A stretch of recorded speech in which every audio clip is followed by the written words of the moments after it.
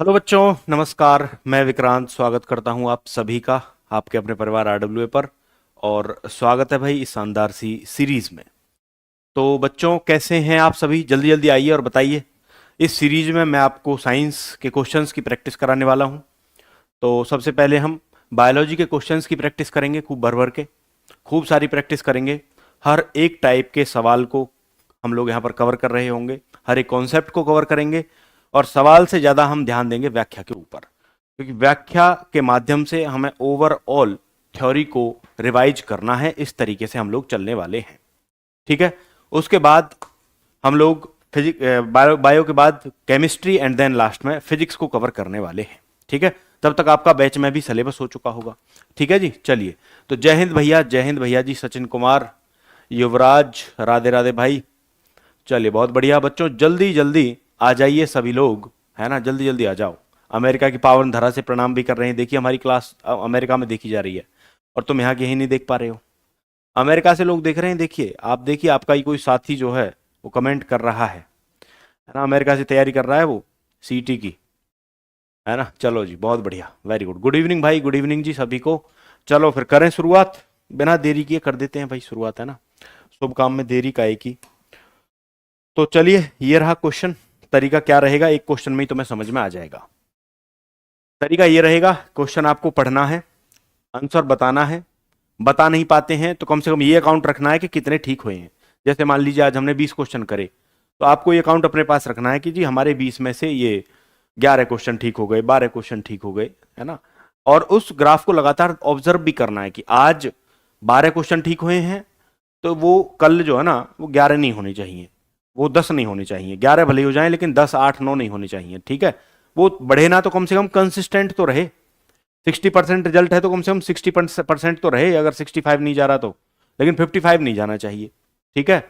चलो भाई, तो ये रहा पहला क्वेश्चन आपकी स्क्रीन पर। कह रहा है किस कोशिका अंग को कोशिका का मास्टर कहा जाता है। तो यहां पर जो कीवर्ड है वो ये है, कोशिका का मास्टर। कौन है भाई कोशिका का मास्टर? तो आप कहोगे माइटोकॉन्ड्रिया, तो नहीं है भाई। माइटोकॉन्ड्रिया तो ऊर्जा घर है। क्या है ये? ऊर्जा घर,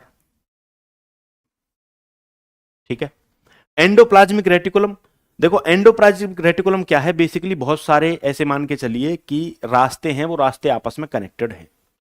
तो ये अंतः कोशिकीय परिवहन व्यवस्था का निर्माण करता है। एक तरीके से रास्ते आपस में जुड़े रहते हैं, जिन रास्तों से होकर के पदार्थों का आदान प्रदान होता है कोशिका के अंदर। तो ये तो क्या है, अंतः कोशिकीय परिवहन व्यवस्था है ना। अंतः, हाँ मैंने देख लिया तुम सबका जवाब, ठीक है। अभी इसी का कल पार्ट 2 लेके आऊंगा, तब देना तुम जवाब, ठीक है। अभी तो बेटा ट्रेलर है, देखिए जरा। अंतः कोशिकीय परिवहन व्यवस्था, परिवहन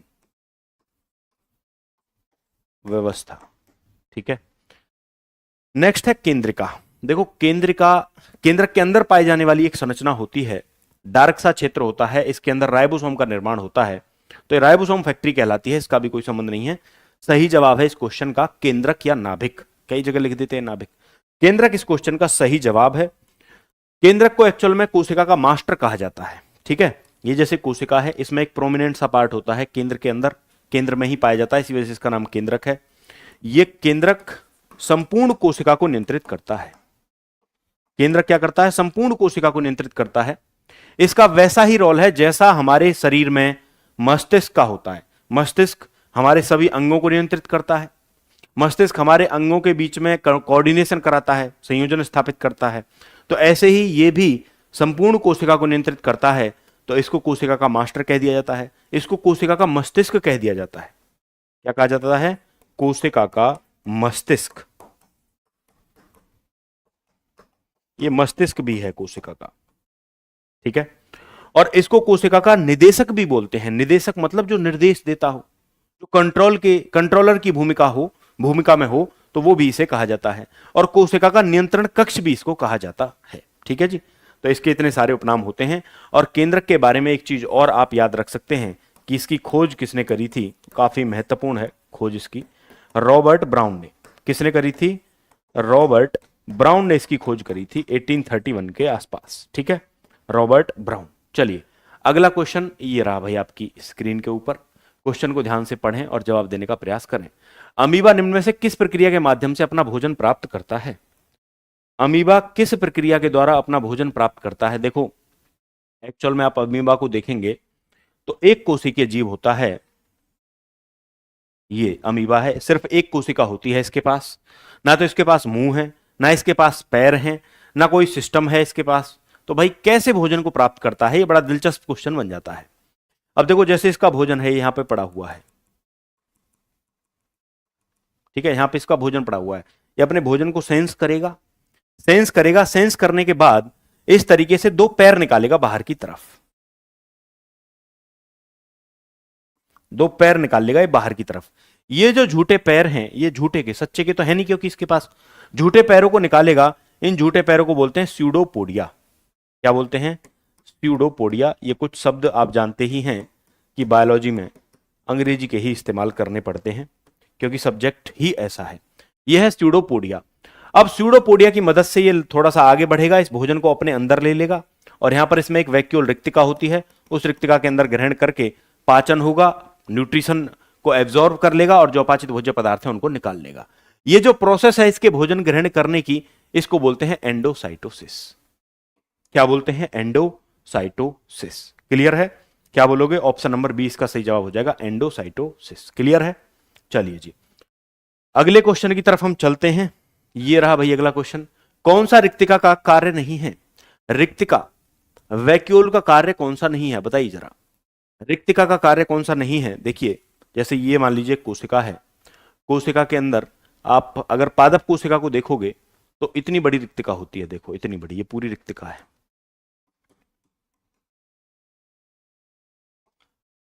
पादप कोशिका में। लेकिन अगर आप जंतु कोशिका में देखोगे, जंतु कोशिका में ऐसी होती है छोटी छोटी, छोटी छोटी, हो सकता है कई भी हों। ये रिक्तिका है जंतु कोशिका में।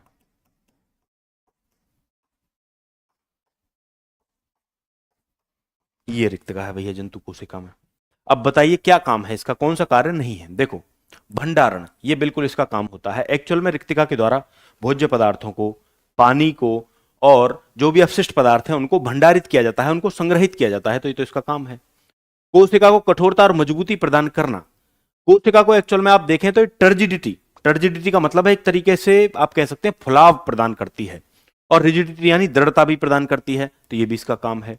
वेस्ट एक्सक्रीशन, अमीबा की कोशिका में इस रिक्तिका के द्वारा ही जो भी आप कह सकते हैं वेस्ट होता है, अपशिष्ट पदार्थ होता है, उसको निकालता है अमीबा इसी के माध्यम से। तो ये भी इसका काम है।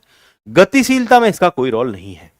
ऑप्शन नंबर जो 4 है वो आपका यहां पर सही जवाब हो जाएगा। गतिशीलता के अंदर इसका कोई रोल नहीं होता। ठीक है, चलो जी अगले क्वेश्चन की तरफ हम चलते हैं। ये रहा अगला क्वेश्चन भाई, देखिए देखें जरा, बताएं ध्यान से। गलत वाक्यों का पता आपको लगाना है। तो इसमें हो सकता है एक से अधिक भी वाक्य गलत हो क्योंकि वाक्यों कह रहा है वो। गोल्जी उपकरण लाइसोसोम के निर्माण में शामिल है। गोल्जी उपकरण मतलब लाइसोसोम का निर्माण कराता है। क्या ये बात सही है? तो बिल्कुल सही है। देखिए इस चीज को समझिए जरा। अंतःप्रद्रवी जालिका, जिसको हम ईआर भी बोल देते हैं, ईआर से उत्पत्ति होती है गोल्जिकाई की। क्या किसकी उत्पत्ति होती है? गोल्जिकाई की। ईआर से उत्पत्ति होती है गोल्जिकाई की। ठीक है, ईआर से गोल्जिकाई का निर्माण होता है। और गोल्जिकाई से निर्माण होता है किसका? गोल्जिकाई से निर्माण होता है लाइसोसोम का। गोल्जिकाई से किसका निर्माण होता है? लाइसोसोम का निर्माण होता है। ठीक है, गोल्जिकाई से किसका निर्माण होता है भाई? लाइसोसोम का निर्माण होता है। याद रखना इस चीज को, इस पैटर्न को हमेशा ऑब्जर्व करना। ठीक है, तो गोल्जिकाई, गोल्जी उपकरण लाइसोसोम के निर्माण में शामिल होता है, ये बात एकदम सही है। ठीक है, दूसरा, केंद्रक माइटोकॉन्ड्रिया और प्लास्टिड में डीएनए होता है, इसलिए वे अपने स्वयं के संरचनात्मक प्रोटीन बनाने में सक्षम हैं। ये बात भी एकदम सही है। इसकी भी व्याख्या देखें आप जरा। एक कोशिका के अंदर आप देखेंगे तो न्यूक्लियस होता है, केंद्रक होता है, माइटोकॉन्ड्रिया होता है, अंतःप्रद्रवी जालिका होता है, लवक होता है, प्लास्टिड्स जिसको बोलते हैं। एक कोशिका के अंदर आपको लाइसोसोम देखने को मिलेगा, गोल्जी बॉडीज देखने को मिलेगा। एक कोशिका के अंदर आपको वैक्यूल भी देखने को मिलेगा और राइबोसोम भी देखने को मिलेंगे। तमाम सारे कोशिका के ये अंग होते हैं जिन्हें कोशिका अंग बोलते हैं, सब होते हैं। ठीक है, लेकिन कोशिका का मुख्य तौर पर जो डीएनए है वो इस केंद्रक में होता है। ठीक है, डीएनए मुख्य तौर पर इसमें पाया जाता है। ठीक है जी, और इस माइटोकॉन्ड्रिया और प्लास्टिड के पास भी डीएनए होता है, और इनके पास अपने खुद के राइबोसोम भी होते हैं। क्या होते हैं? राइबोसोम भी होते हैं डीएनए के साथ साथ। ठीक है, इनके पास भी खुद के क्या होते हैं? राइबोसोम भी होते हैं। ठीक है, इन दोनों के पास, एक तो माइटोकॉन्ड्रिया और दूसरा लवक। और किसी के पास नहीं होते। राइबोसोम के पास डीएनए नहीं होता, वैक्यूल के पास डीएनए नहीं होता, गोल्जी बॉडीज के पास डीएनए नहीं होता, लाइसोम के पास नहीं होता, इसके पास भी नहीं होता। अब ये जो डीएनए है, ये है क्या जी? ये डीएनए बेसिकली आप कह सकते हैं कि ये इंफॉर्मेशन का भंडारण है। इसके ऊपर इंफॉर्मेशन पाई जाती है, इंफॉर्मेशन पाई जाती है, इसी वजह से इसको कई बार बोल देते हैं ब्लूप्रिंट है। ये क्या है? ब्लूप्रिंट है। ये इस ब्लूप्रिंट के ऊपर बहुत सारी सूचनाएं लिखी गई हैं। वो सूचनाएं जिनके बेसिस पर प्रोटीन का निर्माण होता है, प्रोटीन के स्ट्रक्चर बनते हैं, वो सूचनाएं इसी डीएनए के ऊपर पाई जाती हैं। तो इस सूचना के आधार पर ये इन सबको नियंत्रित करता है, लेकिन इनको भी नियंत्रित करता है, लेकिन इनको उतना नियंत्रित नहीं कर पाता है दोनों को, क्योंकि इनके पास तो अपना खुद का डीएनए है ना। इनके पास तो अपना खुद का डीएनए भी तो है ना। तो ये उस डीएनए के बेसिस पर कुछ काम अपने खुद से कर लेते हैं।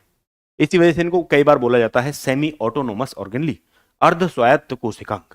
ठीक है, जैसे एक सेंट्रल गवर्नमेंट है, सेंट्रल गवर्नमेंट स्टेट के ऊपर अपने नियम कानून बनाती है, संघ सूची के ऊपर जो है सेंटर अपने नियम बना सकती है ना। एक राज्य सरकारें होती हैं, वो राज्य सूची के विषयों पर अपने कानून लागू कर सकती हैं।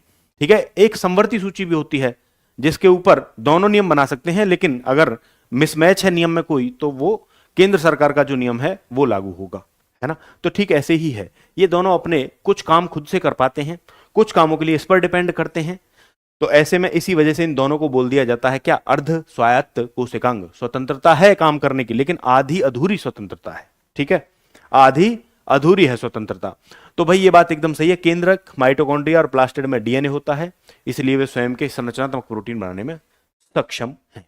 ठीक है जी, चलिए नेक्स्ट स्टेटमेंट देखो। माइटोकॉन्ड्रिया को कोशिका का पावर हाउस कहा जाता है क्योंकि उसमें एटीपी उत्पन्न होता है। क्या ये बात सही नहीं है? बिल्कुल सही है। माइटोकॉन्ड्रिया भोजन का विघटन करता है, भोजन के विघटन से ऊर्जा निकलती है, तो ये भी यहां पर सही है। अगला देखिए, साइटोप्लाज्म को प्रोटोप्लाज्म भी कहा जाता है। ये बात एकदम गलत है भैया। ठीक है, ये गलत है। आइए जरा इसको भी देखते हैं। ये जैसे कोशिका है, ये केंद्रक है कोशिका का, तो केंद्रक और कोशिका झिल्ली के बीच में जो तरल पदार्थ भरा रहता है, उस तरल पदार्थ क्या बोलते हैं? कोशिका द्रव्य। क्या बोलते हैं? कोशिका द्रव्य। साइटोप्लाज्म बोलते हैं, साइटोप्लाज्म बोलते हैं उसको। ठीक है, दूसरा, एक केंद्रक के अंदर भी एक द्रव भरा रहता है, उस द्रव को क्या बोलते हैं? केंद्रक द्रव्य बोलते हैं, केंद्रक द्रव्य, है ना। तो ये जो कोशिका द्रव्य है, इसको प्रोटोप्लाज्म नहीं बोला जाता। कोशिका द्रव्य और केंद्रक, इन दोनों को मिलाकर के बोला जाता है प्रोटोप्लाज्म, है ना। इसको वो दोनों को मिलाकर के बोला जाता है सजीव द्रव्य। और ये जो शब्द है, इसे किसने दिया था? इस शब्द को किसने सबसे पहले यूज किया था, है ना। अरे भाई, अरे किससे लड़ रहे हो भाई? हैं चौधरी विजय, किससे लड़ रहे हो? कमेंट में लड़ने लगे किसी से? ये सब करने आते हो क्या? बताइए। आपके मान लीजिए कोई घर परिवार का कोई सदस्य आपकी ये करतूत देखे, तो कितनी शर्मिंदगी महसूस उसको हो सकती है? कि बताओ, क्लास में तो बालक पढ़ने के लिए जा रहा है, घर वाले ये सोच रहे होंगे कि ये पढ़ ही रहा होगा। ऑब्वियसली कोई भी यही सोचेगा। अब सामने वीडियो लगी हुई है, तुम कॉपी खोल के बैठे हो, घर वाले सोच रहे होंगे, खुश हो रहे होंगे देख देख के तुम्हें कि भाई हाँ देखो पढ़ रहा है, नौकरी लगेगा, हमारे दलिद्र दूर कर देगा, है ना। और तुम ये सब कर रहे हो। बताओ उन्हें कितना धक्का लगेगा, और उन्हें ये पता चले कि तुम यहां भी यही कर रहे हो, और तुम यहां ये कर रहे हो, तुम आम जिंदगी में क्या कुछ नहीं करते होगे, हैं। ये सब मत किया करो। ठीक है, ये पहचान नहीं है। अब तुम कोई बालक नहीं हो।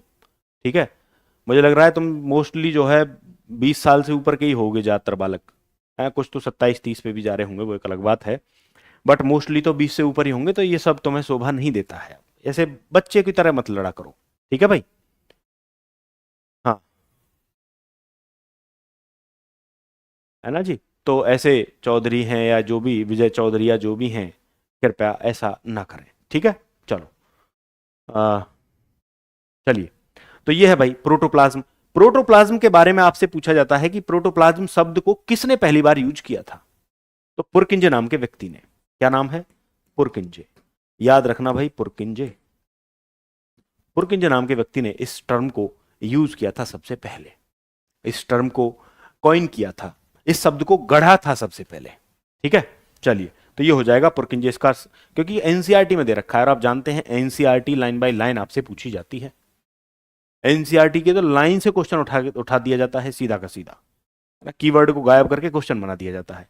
तो भाई ये चीज दे रखी है, तो आप याद रखें इसके बारे में दो तीन चीजें कि प्रोटोप्लाज्म बराबर क्या होता है? कोशिका द्रव्य प्लस केंद्रक। केंद्रक द्रव्य मत लिखना, पुरानी एनसीईआरटी में केंद्रक द्रव्य था, लेकिन नई एनसीईआरटी में क्या है? कोशिका सजीव द्रव्य बराबर कोशिका द्रव्य प्लस केंद्रक। ठीक है, और ये शब्द किसने दिया था? ये पुरकिंजे ने दिया था। अब इसका आधार समझिए जरा क्या है। प्रोटोप्लाज्म का मतलब है कोशिका का अगर निर्जीव पार्ट हटा दें, निर्जीव पार्ट को हटा दो, जो बचेगा वो सजीव बचेगा, उस सजीव को ही इन्होंने नाम दिया सजीव द्रव्य, और अंग्रेजी में प्रोटोप्लाज्म। और कई बार आपको ये शब्द हिंदी में लिख करके दे देगा, तो आपको दोनों शब्द पता होने चाहिए। ठीक है, ये तो तुम कर ही लोगे याद, इसको भी याद रख लेना थोड़ा। ठीक है, ऐसे लिख के देता है कई बार प्रोटोप्लाज्म। अब तुमने सजीव द्रव्य के ऊपर पूरी पीएचडी कर रखी है, लेकिन वहां सजीव द्रव्य के ऊपर पूरा क्वेश्चन पूछा गया, लेकिन वह सजीव द्रव्य नाम ही नहीं था, प्रोटोप्लाज्म नाम था, तो तुम्हारी वो पीएचडी किसी काम की नहीं रहेगी। ठीक है, तो इन छोटी छोटी चीजों का ध्यान रख लिया करो थोड़ा सा, आपको लाभ हो जाता है काफी हद तक, है ना, उसका बेनिफिट मिल जाता है। 3 से 4, 4 से 5 क्वेश्चन भी बालक ठीक करके आ जाते हैं, अगर हिंदी मीडियम के बालक अंग्रेजी के शब्द को भी याद रख लें तो। ठीक है, चलो जी। पादप कोशिका में प्लाज्मोलाइसिस को इस प्रकार परिभाषित किया गया है। अभी प्लाज्मोलाइसिस क्या है? बहुत शानदार कॉन्सेप्ट है, एक एक कॉन्सेप्ट बड़ा जबरदस्त है ना। मैं सोच तो रहा था कि इनको दूसरे दिन की क्लास में सेल, कल भी सेल ही लगवाऊं और कल लेकर के चलूं, पर मुझे लगा कि आज भी करवा दूं और कल भी करवा दूंगा ऐसे क्वेश्चनों को, है ना। सर साइंस बिल्कुल नहीं आती है, कृपया डिस्ट्रिक्ट से पढ़ाओ। डिस्ट्रिक्ट क्या मतलब है भैया? डिस्ट्रिक्ट से पढ़ाओ मतलब? डिस्ट्रिक्ट का मतलब जिले से पढ़ाओ क्या? यहाँ पर क्या कंटेक्स्ट है इस डिस्ट्रिक्ट का, है ना? आप कहना चाह रहे होंगे शायद कि विस्तार से पढ़ाओ, है ना, डिस्क्राइब करो पूरा। तो मेरे भाई समझो इस चीज को, अगर मैं यहाँ पर डिस्क्राइब करने लगूं, मान लीजिए मैं इसी को डिस्क्राइब करूं, ये जो है इसी को डिस्क्राइब करूं, 15 मिनट 20 मिनट इसी को डिस्क्राइब करता रहूंगा, कर दूंगा आराम से, कोई दिक्कत नहीं है। मैं 1-1.5 घंटे इसी को डिस्क्राइब करता रहूंगा। बट अब ये बताओ ये है क्या? ये है क्या? प्रैक्टिस सेट है ना। तो प्रैक्टिस सेट की तो आत्मा ही मर जाएगी अगर इसे 1.5 घंटा दे दिया मैंने तो, है ना। इसमें तो पूरा का पूरा एक बार गो थ्रू हो जाना है हमें, और अगर कोई चीज समझ में नहीं आती है ना, तो आपको कंक्लूजन निकालने होते हैं। कंक्लूजन निकालोगे आप, और फिर सेल्फ स्टडी करोगे अपनी, उस हिसाब से सेल्फ स्टडी करोगे, उस हिसाब से अपना जो रिवीजन है, उस हिसाब से जो अपने दिन की पढ़ाई है उसे शेड्यूल करोगे, उसी हिसाब से आप शेड्यूल करेंगे, है ना। तो ये इसका फायदा आपको तभी हो पाएगा प्रैक्टिस सेट का। मान लीजिए आपसे ये क्वेश्चन नहीं हुआ, तो अब उसमें आपको घबराने की आवश्यकता नहीं है। मैं समझाऊंगा, समझना है, मैं लिखूंगा उतना लिख लेना है, और पेपर इस प्रैक्टिस सेट के बाद में तुम्हारा काम चालू हो जाएगा खुद का। और वो काम क्या है? कंक्लूजन निकाल करके सेल्फ स्टडी करना, रिवीजन को शेड्यूल करना, प्लान करना अपने डे को कि किस तरीके से आपको क्या क्या चीजें पढ़नी है, ये निष्कर्ष निकालना प्रैक्टिस सेट के आधार पर कि भाई मेरा यह टॉपिक कमजोर है, ये टॉपिक मेरा मजबूत है, इस टॉपिक को मुझे पढ़ना है, इस टॉपिक को मुझे अभी नहीं पढ़ना है ना, ये मुझे और मजबूत करना है। ठीक है, तो ये सारे काम अब आपके हैं, है ना। इस चीज पर हम तो नहीं आपको कुछ ऐसे इंडिविजुअल तो नहीं बता सकते हम, है ना, इतने सारे बालक हैं, कैसे बता पाएंगे। चलिए जी, चलो जी, देखो क्वेश्चन देखिए। पादप कोशिका में प्लाज्मोलाइसिस को इस प्रकार परिभाषित किया गया है। इससे पहले मैं आपको 2 कॉन्सेप्ट बताता हूं, और अगर वो कॉन्सेप्ट आपने सीख लिए तो मैं यकीन, गारंटी, आश्वासन सब कुछ लेता हूं। अगर आपने वो 2-3 कॉन्सेप्ट समझ लिए ना, आप के साथ में आप लाइब्रेरी में तैयारी कर रहे हो, वो चाहे कोई व्यक्ति कहीं से भी तैयारी कर रहा हो, कितना बढ़िया एग्जाम उसने क्वालिफाई कर लिया, उससे पूछ के देख लेना, वो फंस जाएगा इन क्वेश्चनों में निश्चित तौर पर। ठीक है, चलो जी देखिए। तो एक चीज होती है विलयन। क्या होती है? विलयन। विलयन जानते हैं आप, है ना, एक जलीय पदार्थ, है ना। विलयन में 2 चीजें होती हैं, 2 चीजों से मिलकर के बनता है विलयन, हमेशा याद रखना। एक होता है विलायक और दूसरा होता है विलेय। बहुत बढ़िया कॉन्सेप्ट है और ये पूछा जाता है अक्सर राजस्थान के एग्जामों में। तो एक होता है विलायक और दूसरा होता है विलेय, उससे मिलकर के बनता है विलियन। जैसे मान लीजिए नमक और मान लीजिए पानी का विलियन है, तो उसमें जो नमक है वो विलेय है, जो पानी है वो विलायक है। पानी और चीनी का विलियन है, तो उसमें पानी विलायक है, चीनी विलेय है। मतलब जो चीज घुलती है वो विलेय है और जिसमें घुलती है वो विलायक है, और दोनों से मिलकर के बनता है विलियन। अब ये विलियन बच्चों हो सकता है 3 प्रकार का। कितने प्रकार का हो सकता है? 3 प्रकार का हो सकता है। एक हो सकता है कि भाई ये विलियन जो है वो हाइपरटोनिक या अतिसांद्र विलियन हो। अतिसांद्र विलियन, अतिसांद्र विलियन है ना। अतिसांद्र विलियन का मतलब है भैया विलेय ज्यादा है, जो चीज घुलती है वो ज्यादा है, पानी जो है वो कम है। ठीक है। दूसरा एक और बीकर हम लेंगे, उसमें हमने लिया अल्प सांद्र विलियन। क्या लिया? अल्प सांद्र विलियन,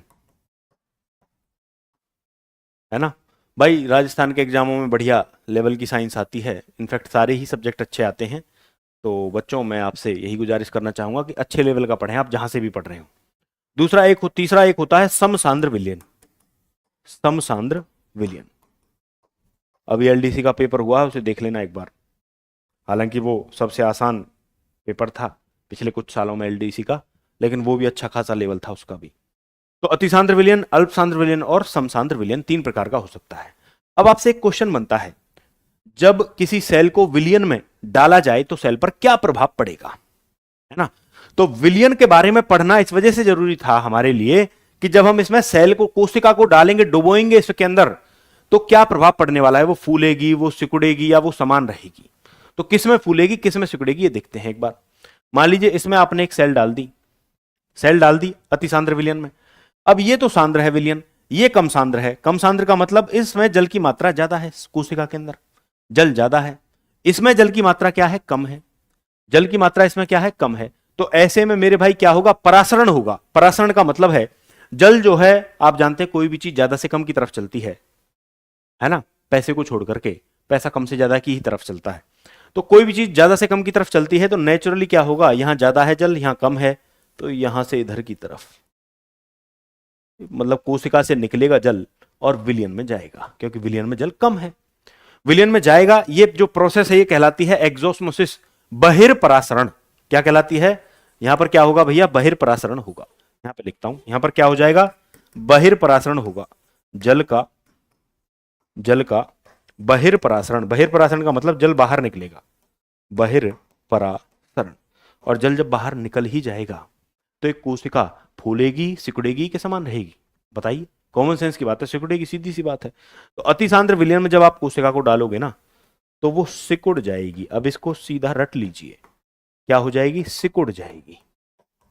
अंगूर डाला तो सुबह को बन गया क्या, किशमिश। ठीक है, अंगूर डाला तो सुबह को क्या बना पाया, किशमिश बना पाया। तो किशमिश बनानी है तो ऐसे बना सकते हो आप, ठीक है।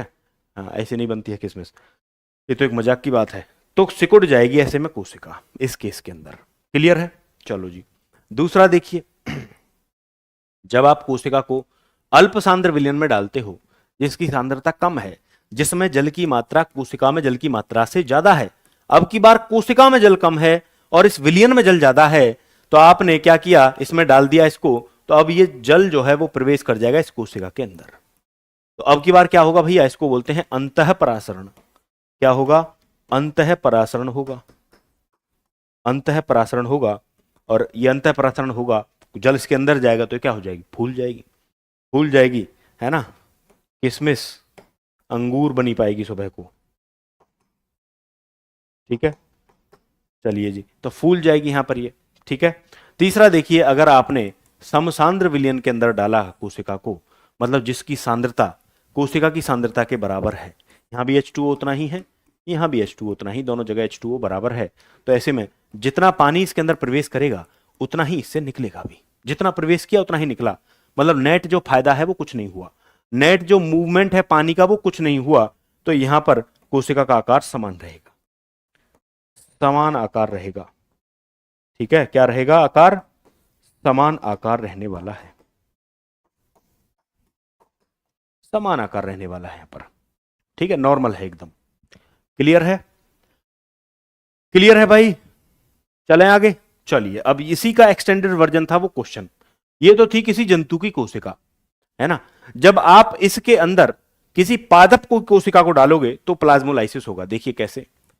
ये आपने बीकर लिया, ठीक है।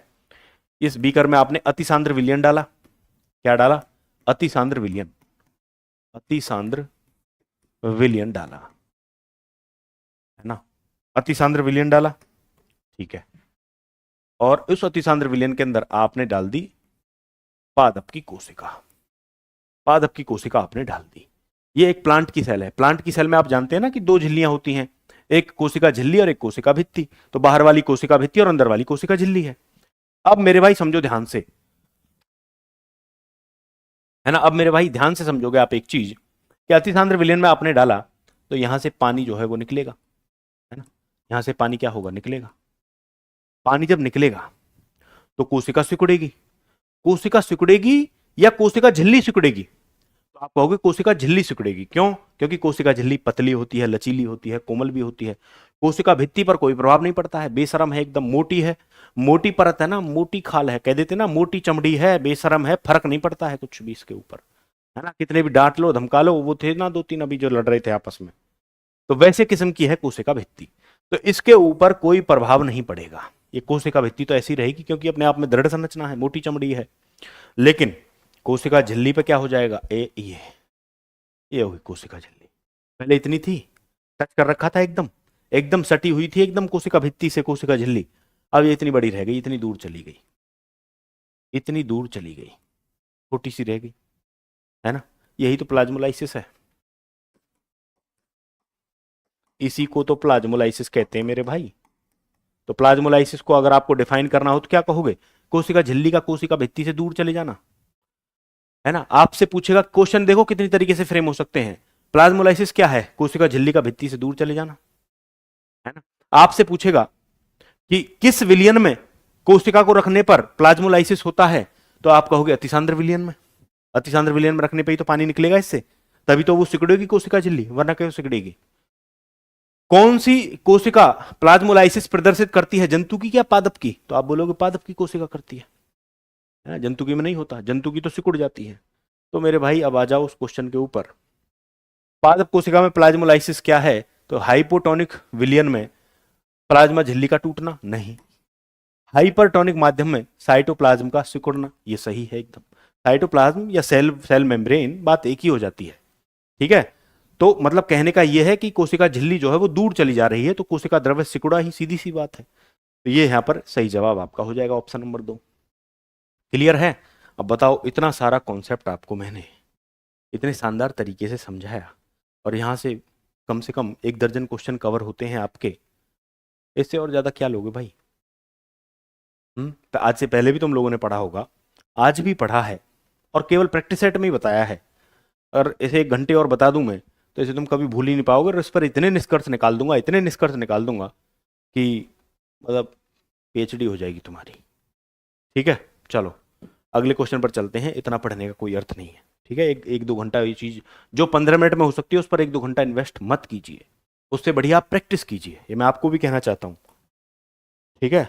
चलो, निम्न में से कौन से कोशिका अंगक दोहरी झिल्ली से घिरे होते हैं? 2 कपड़े पहन रखे हैं, सर्दी मर रहे हैं क्या? सर्दी लग रही है क्या उनको? है? कौन कौन से हैं भाई बताओ? माइटोकॉन्ड्रिया होता है कि नहीं? बिल्कुल। वैक्यूल तो एक झिल्ली वाला होता है, लाइसोसोम भी एक झिल्ली वाला होता है मेरे भाई, और प्लास्टिड भी इसी का भाई है, तो इस पर भी 2 ही झिल्लियां होती हैं। तो A and D, option number 3।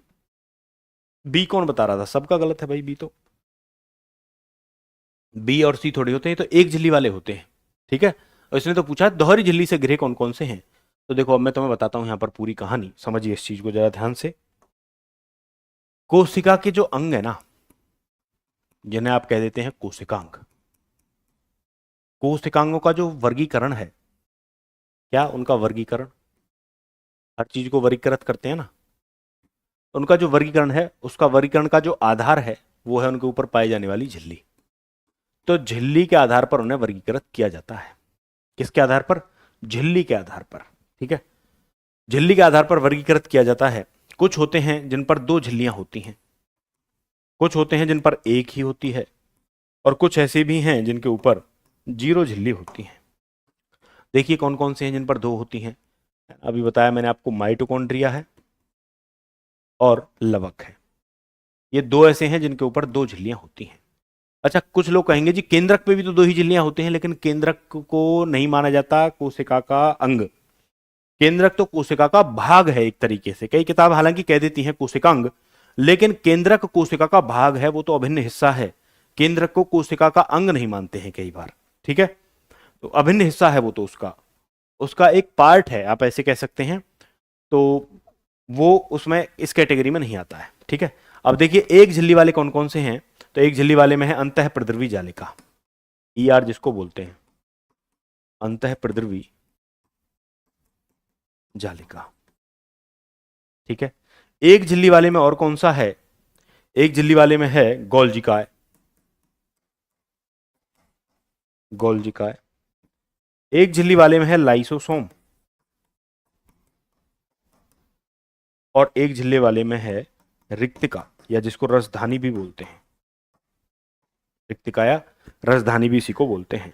और ऐसे कौन से हैं जिन पर कोई झिल्ली नहीं पाई जाती है, तो उसे भी देखो जरा। जिन पर जीरो झिल्ली है वो कौन कौन से हैं, तो वो है भैया, एक तो आपका राइबोसोम,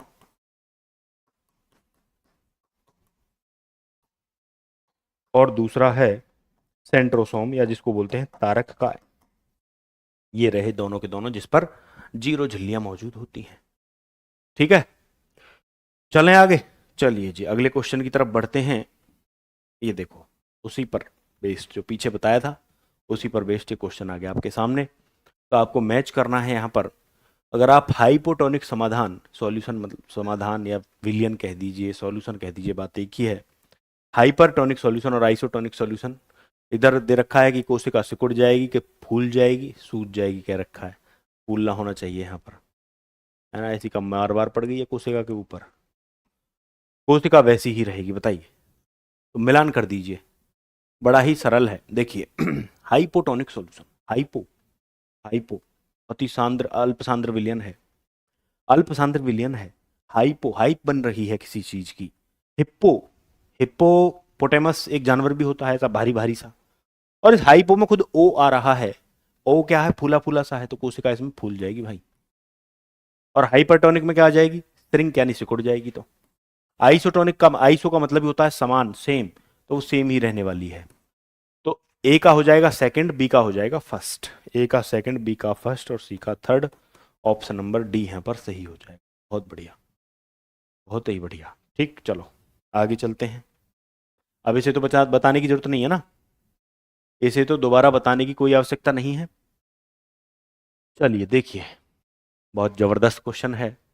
स्लाइडेन और स्वान द्वारा दिया गया कोशिका सिद्धांत निम्न में से किन जीवों के ऊपर लागू नहीं होता है। कौन से जीव हैं जिनके ऊपर ये लागू नहीं होता है ये सिद्धांत, बताएं भाई। कौन से जीवों के ऊपर ये लागू नहीं होता है, इस चीज को समझेंगे जरा ध्यान से।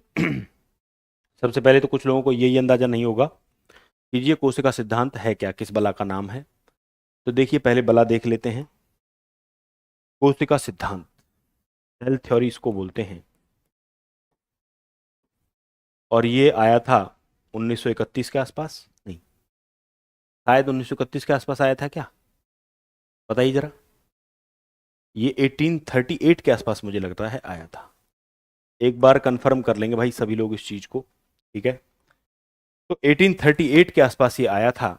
अब समझें एक चीज को, 1838 के आसपास दो वैज्ञानिक जो है रहे, उनमें से एक थे स्लाइडेन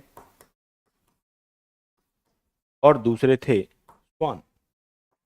दूसरे कौन थे, स्वान, है ना। स्लाइडेन और स्वान, ये जो स्लाइडेन थे ये जर्मनी के एक बोटेनिस्ट थे, जर्मन बोटेनिस्ट यानी वनस्पति विज्ञानी। आप जानते हैं ना कि बायोलॉजी की दो शाखाएं हैं मुख्य, एक बोटनी एक जूलॉजी। बोटनी जिसके अंतर्गत वनस्पतियों का अध्ययन किया जाता है, और ये जो है ये ब्रिटिश जूलॉजिस्ट थे, ब्रिटेन के थे, और जूलॉजिस्ट थे यानी जंतु विज्ञानी थे, है ना। तो दूसरी शाखा होती है जूलॉजी, जिसमें जंतुओं का अध्ययन किया जाता है। तो ये दोनों निकले जंगलों की तरफ, और निकले इस खोज में कि देखें जरा क्या सभी सजीव कोशिकाओं से ही मिलकर के बने हैं। ये निकले एक टीम को लेकर के जंगलों की तरफ, है ना, कि आज तो कुछ खोज के ही आएंगे ऐसा जो कोशिकाओं से मिलकर ना बना हो। इस उम्मीद में गए थे दोनों के दोनों लोग, लेकिन वापस लौटे तो इन्हें मिला कि भाई सभी के सभी, इन्हें मिला सभी पादप जो है वो कोशिकाओं से मिलकर बने हैं, इन्हें मिला सभी जंतु भी कोशिकाओं से मिलकर के बने हैं। तो इन्होंने आकर के अपना कोशिका एक सिद्धांत दिया, है ना, अपना एक कोशिका सिद्धांत दिया। उस कोशिका सिद्धांत के कुछ पॉइंट्स मैं आपको बता देता हूं। पॉइंट्स ये हैं कि सभी सजीव कोशिकाओं से मिलकर बने हैं। सभी सजीव जो हैं किससे मिलकर के बने हैं? कोशिकाओं से मिलकर बने हैं। Point number 1। पॉइंट 2 जो इन्होंने दिया वो ये था कि जो कोशिका है ना वो जीवन की आधारभूत आधारभूत इकाई है ना, और वो कार्यात्मक इकाई है, और वो संरचनात्मक इकाई भी है। कोशिका जीवन के आधारभूत, कार्यात्मक एवं संरचनात्मक इकाई है मेरे भाई। ये इन्हें मिला यही चीज, और यही चीजें इनकी क्या कहलाती हैं? कोशिका सिद्धांत कहलाता है। यही 2-3 पॉइंट्स कोशिका सिद्धांत कहलाते हैं। ठीक है, 3-4 पॉइंट्स। अब फिर इनसे देखो, जब भी कभी कोई वैज्ञानिक कोई खोज करता है तो ऐसे नहीं है तुम भी गए कहीं और अपना नाम पब्लिश करवा दिया न्यूज़पेपर में, मैगजीन में, कि मैंने देखो खोज करी है, खोज करी है। ऐसे नहीं होता है। तुम कहोगे ना कि कोई खोज करी है तुमने, तो पहले तो कुछ लोकल लोग तुम्हें कन्विंस करने होंगे, फिर तुम्हें वो पहुंचाएंगे इंडियन साइंटिफिक सोसाइटी तक। अगर वो कन्विंस हो गए तो न्यूज़पेपर वगैरह में तुम्हारी उस खोज के बारे में छपेगा। फिर तुम्हारी जो वो सोसाइटी है, साइंटिफिक सोसाइटी, वो रिसर्च करेगी, देखेगी वो सारी चीज को कि हाँ कुछ करा भी है कि वैसे ही हवा में ही। ऐसे हो जाता है कई बार गाँव में, कई बार लोग के हेलीकॉप्टर बना दिया साइकिल से, या पता नहीं क्या जहाज बना दिया इंजन से, है ना। तो वो चेक करते हैं कि भाई किया भी है या एक्चुअल में वैसे ही है, हवा में तो नहीं है कहीं, है ना। तो वो चेक किया, तो इनके साथ भी यही हुआ, चेक हुई है खोज के बारे में। तो कुछ क्वेश्चन भी इनसे पूछे, इनसे क्वेश्चन के बारे में क्वेश्चन पूछा कि भाई बताइए कोशिका बनी कहाँ से, आई कहाँ से ये कोशिका, ये मतलब जो कोशिकाएं बनती कहाँ से हैं ये बताइए जरा, फ्रेम कहाँ से होती हैं, फॉर्म कहाँ से होती हैं। तो जवाब देने में थोड़ी से असमर्थ रहे भाई, नहीं दे पाए, तो नहीं दे पाए, है ना। तो इनका जो ये समाधान है, ये 1855 ईस्वी में एक और वैज्ञानिक हुए, रुडोल्फ विर्चो, उन्होंने किया। रुडोल्फ विर्चो, इस चीज का समाधान उन्होंने किया, और उन्होंने अपनी भाषा में ये कहा था, ओमनिस सेलुला ए सेलुला। ओमनिस सेलुला ए सेलुला, इसका मतलब था नई कोशिकाओं की उत्पत्ति पुरानी कोशिकाओं में विभाजन से होती है। ठीक है, नई कोशिकाएं कैसे बनती हैं? पुरानी या पूर्ववर्ती कोशिकाओं में विभाजन होता है, उस विभाजन से नई कोशिकाओं की उत्पत्ति होती है। ठीक है, तो इस तरीके से इन्होंने, रुडोल्फ विर्चो ने, इन्हें देखो कोशिका सिद्धांत देने का श्रेय कभी नहीं दिया जाता इनको, एक्चुअल में इन्हें श्रेय दिया जाता है कि इन्होंने कोशिका सिद्धांत को फाइनल शेप दिया, फाइनल शेप, अंतिम रूप इन्होंने दिया। ये जो है इन्हें श्रेय चीज का दिया जाता है। अब आपसे ये कोशिका सिद्धांत के बारे में कुछ नहीं पूछा, आपसे तो ये पूछा है कि किन जीवों पर लागू नहीं होता है। ये एक्चुअल में देखो इन सब पर लागू होता है, क्योंकि सभी सजीव हैं। ये जो हैं इन महाशय पर लागू नहीं होता है ना। इनको आप जानते ही हैं, इन्हें सजीव और निर्जीव के बीच की कड़ी कहा जाता है, क्योंकि जब ये शरीर के बाहर पड़े हुए हैं, कहीं ऐसे ही चिपका पड़ा है, कहीं पर भी ऐसे मान लीजिए बोर्ड पर पड़ा हुआ कहीं यहाँ, तो ये जो है ना, ऐसे मान लो जैसे कोई धूल का कण पड़ा हुआ हो, नहीं पड़े पड़े ही सड़ जाएगा, मर जाएगा, गल जाएगा, है ना। लेकिन जब ये किसी जीव के अंदर प्रवेश कर जाता है तो ये प्रजनन भी करता है, अपनी संख्या बढ़ाता है, पोषण भी करता है खुद। ठीक है, उसके बाद ये एडेप्टेशन, अनुकूलन भी करता है, क्योंकि इसके पास जो आनुवांशिक पदार्थ है उसके आधार पर ये उस जीव की कोशिकाओं के ऊपर, उस जीव की मशीनरी के ऊपर नियंत्रण स्थापित कर लेता है, और फिर अपनी प्रतिलिपियां तैयार करता है, उसे और इन्फेक्ट करता है ना। तो इस तरीके से काम करता है। तो इसी वजह से इसको बोल दिया जाता है सजीव और निर्जीव के बीच की कड़ी, और ये कोशिका सिद्धांत का एक अपवाद है, इस पर यह सिद्धांत लागू नहीं होता है। ठीक है, ये चीज आप याद रखेंगे। क्लियर है? चलो जी, तो कोशिका सिद्धांत भी हुआ कंप्लीट। बताइए, अधिकांश कोशिकीय प्रक्रियाओं के लिए ऊर्जा मुद्रा क्या होती है? एनर्जी करेंसी क्या होती है भाई?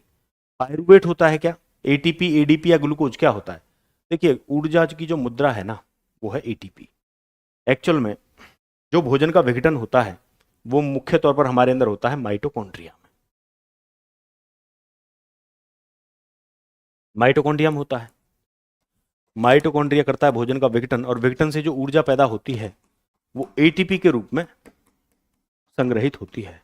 और जब फिर कोशिका को ऊर्जा खर्च करनी होती है तो वो उस एटीपी के रूप में ही खर्च करती है। एटीपी के रूप में ही ऊर्जा को अगर खर्च करेगी तो ठीक वैसे ही कहानी हुई है। तो जैसे तुम कोई भी चीज खरीदते हो, परचेज करते हो, तो क्या खर्च करते हो, है ना? भारत की सीमा के अंदर तुम भारत की करेंसी, भारत की जो मुद्रा है उसे खर्च करते हो, रुपया, है ना? तो ऐसे ही कोशिका जब खर्च करती है तो एटीपी के रूप में ऊर्जा खर्च करती है। तो इसको क्या बोल देंगे? कोशिका की ऊर्जा मुद्रा बोल देंगे। अब इसकी फुल फॉर्म जरा याद रख लेना, एडिनोसिन ट्राइफॉस्फेट है। एडिनोसिन ट्राई फॉस्फेट क्या है? Adenosine try phosphate. क्लियर? चलो अगले क्वेश्चन की तरफ। कोशिका में केंद्रक के अतिरिक्त कोई दो कोशिकांग हैं और जिनके पास अपने खुद के डीएनए और राइबोसोम होते हैं। वो दो हैं कौन? लवक और गोल्जिकाएं हैं क्या? देखिए लवक तो है लेकिन गोल्जिकाएं नहीं है। माइटोकॉन्ड्रिया गोल्जिकाएं हैं क्या? माइटोकॉन्ड्रिया है लेकिन गोल्जिकाएं नहीं है। माइटोकॉन्ड्रिया लाइसोसोम है क्या? ये तो है लेकिन ये नहीं है। तो दो पूछे ना इसने, तो लवक और माइटोकॉन्ड्रिया तो नहीं है, हाँ यही है। इन दोनों के पास अपना खुद का डीएनए भी होता है और अपने खुद के राइबोसोम भी होते हैं। इसी वजह से तो ये अर्धस्वायत्त हैं। इसी वजह से तो ये केंद्रक के पूरी तरीके से नियंत्रण में नहीं है। इसी वजह से अपने खुद के प्रोटीन बना लेते हैं, क्योंकि इनके पास वो सूचना का भंडार भी है और वो प्रोटीन की फैक्ट्री भी है ना? वो प्रोटीन की फैक्ट्री की जो मशीनें हैं वो सूचना के आधार पर प्रोटीन बना लेती हैं। ठीक है, चलिए जी अगले क्वेश्चन की तरफ। बताइए भाई, जल्दी से बताएं। हाँ जी, चलो बहुत बढ़िया। पादप कोशिकाओं में कोशिका भित्ति क्यों पाई जाती है? आखिर क्यों कोशिका भित्ति पाई जाती है? क्या कारण रहा होगा? देखो बायोलॉजी का मतलब है अनुकूलन। अनुकूलन का मतलब है परिस्थिति के अनुसार, पर्यावरणीय कारकों के अनुसार खुद को इवॉल्व करना, खुद को विकसित करना, खुद को उनके अनुकूल ढालना, है ना? नहीं ढालोगे तो डायनासोर बन जाओगे, मतलब विलुप्त हो जाओगे। तो क्या कारण रहा हो सकता है बताइए कोशिका भित्ति? देखो मैंने पहले ही बताया है, प्रकृति में ऐसी कोई चीज नहीं है जो फालतू हो। तभी ये बात आती है कि अगर मानव छेड़छाड़ करेगा प्रकृति के साथ, प्रकृति के कारकों के साथ, तो प्रकृति में असंतुलन पैदा होता है ना? असंतुलन पैदा होता है और वो असंतुलन जो है वो ले जाता है विलुप्ति की कगार पर। वो पूरे मानवता को संकट की दहलीज तक लेके चला जाता है। ठीक है? तो कहने का मतलब है हर चीज क्या है? बैलेंस्ड है। अब उस बैलेंस को खराब करोगे तो उसका प्रभाव हर एक चीज पर, हर एक जीव पर पड़ने वाला है। तो बताओ कोशिका भित्ति क्यों पाई जाती होगी? फालतू नहीं है ना? ऐसा तो है नहीं कि पादप कोशिकाएं क्योंकि सजीव होती हैं तो क्या जंतु की कोशिकाएं निर्जीव होती हैं? है ना? कितना बेतुका सा ये ऑप्शन है। वैसे ही इसको एलिमिनेट कर दोगे तुम लोग, क्योंकि पादप कोशिकाओं में कोशिका झिल्ली नहीं होती है। कौन कह रहा है? होती है उनमें भी कोशिका झिल्ली, इसे भी एलिमिनेट कर दोगे, है ना?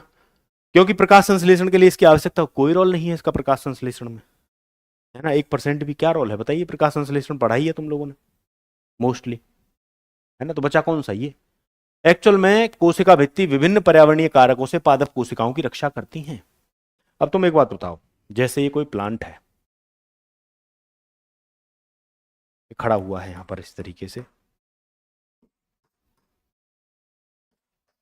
ये खड़ा, ठीक है? चलो अब ये खड़ा हुआ है, अब ये ऊपर से ओले आ गए, है ना? बारिश आ गई, बर्फ गिर गई, और ये इधर से तूफान आ गया, चक्रवात आ गया, ठीक है? हरिकेन आ गया, विलाई विलाई आ गया। तुम पढ़ते हो ज्योग्राफी वोग्राफी में, किस देश में क्या बोलते हैं, उसमें क्या बोलते हैं। तो मेरे भाई ये तो यहीं खड़ा रहेगा, है ना? एक तुम हो, है ना? यहाँ पर तुम्हारा ये मकान है, यहाँ पर तुम्हें दिक्कत आई कोई, तो भाग जाओगे तुम इस मकान में, अपनी शरण ले लोगे, बचा लोगे खुद को। लेकिन ये तो नहीं बचा पाता है, ये तो भाग नहीं पाता है, मूवमेंट नहीं कर पाता है। तो जब भी कभी ऐसी पर्यावरणीय अति होती हैं तो ऐसे में इनको तो वहीं खड़े रहना होता है, वहीं पर उसके सामने डट करके खड़ा रहना होता है और कई बार झुकना भी होता है। जब आंधी तूफान आएगी तो इधर की तरफ झुक भी जाएगा, इधर से आ रही तो इधर की तरफ झुक जाए, नहीं झुकेगा तो टूटेगा यहाँ से। तो मेरे भाई इसी वजह से, ताकि ये बचे रहे उस पर्यावरणीय अति से, बचे रहें, खुद को बचाए रखें, है ना, इसी वजह से इनकी कोशिका के ऊपर एक अतिरिक्त सुरक्षा कवच दे दिया है प्रकृति ने इनको। किसके रूप में? कोशिका भित्ति के रूप में। किसके रूप में? कोशिका भित्ति के रूप में। ठीक है, ये कोशिका भित्ति इसी हिसाब से भी बनाई गई है कि इन सब पर्यावरणीय अति को झेल सकें। तो इसमें दृढ़ता होती है, ये कठोर होती है। कठोर दृढ़ता तो एक ही बात हो गई, है ना। इसमें स्फीति दाब होता है, मतलब दाब के साथ बाहर की तरफ रहती है, पिचकती नहीं है ये। ठीक है, तो इसी हिसाब से इसका निर्माण भी कहीं ना कहीं हुआ है। तो समझ गए आप, इस बात की गंभीरता को समझ गए होंगे। कई बार नहीं समझते हैं तो चित्र वित्र बना के समझाना पड़ता है। ये रहा भाई अंतिम क्वेश्चन आज का, इसका जवाब आप दे दें जल्दी से, और फिर मैं इसकी पूरी व्याख्या करूंगा विस्तार से। कौन सा पादप कोशिकाओं में स्टार्च, प्रोटीन, तेल कणिकाओं का संग्रहण करता है? कौन है पादप कोशिकाओं में जो स्टार्च का संग्रहण करता है? जैसे आलू में स्टार्च होता है ना, आलू के अंदर वो स्टार्च का संग्रहण कर कौन रहा है? प्रोटीन का संग्रहण होता है। जैसे दालों में प्रोटीन होती है ना, तो उस प्रोटीन को कौन संग्रहित कर रहा है? तेल, जैसे कि सरसों के वो जो बीज होते हैं उनमें तेल होता है, तो कौन कर रहा है वो तेल का संग्रहण? कौन है भाई बताइए? हरित लवक तो नहीं है। देखिए, हरित लवक तो क्या करता है, हरित लवक में एक रंजक पाया जाता है क्लोरोफिल नाम का, है ना, पर्णहरित नाम का एक रंजक पाया जाता है, और ये पर्णहरित प्रकाश संश्लेषण में मदद करता है। ठीक है, वर्णी लवक ये भी नहीं है, इसमें भी कुछ रंजक पाए जाते हैं, जेंथोफिल, कैरोटीन, वो पीला रंग प्रदान करते हैं, है ना, वो नारंगी रंग प्रदान करते हैं, तो वो कहीं ना कहीं फिर परागण में मदद कराते हैं, क्योंकि उनकी तरफ कीट या सूक्ष्म जीव या जंतु वगैरह जो है वो आकर्षित होते हैं। प्रोटोप्लास्ट, ये तो ऐसा कोई टर्म ही नहीं है। तो ये है भैया आपका सही जवाब, अवर्णी लवक।